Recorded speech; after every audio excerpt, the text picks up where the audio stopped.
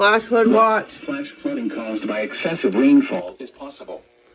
Where portions of north central, northeast, and northwest Ohio, including the following counties in north central Ohio: Ashland, Crawford, Erie, Huron, Let's go. Marine, Marion, Morrow, and Richland. In northeast Ohio: Cuyahoga, Holmes, Medina, Stark, Summit, and Wayne. In northwest Ohio: Hancock, Lucas, Ottawa, Sandusky, Seneca, Wood, and White in Dot. When? From Wednesday evening through Sunday morning. Impacts: excessive runoff may result in flooding of They activated it again. Let's go. streams and other low-lying and flood-prone locations.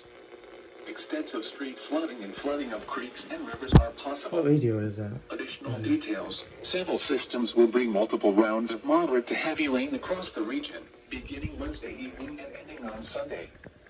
Rainfall totals could range between 3 and 5 inches by Sunday. Please visit www.weather.gov/safety/.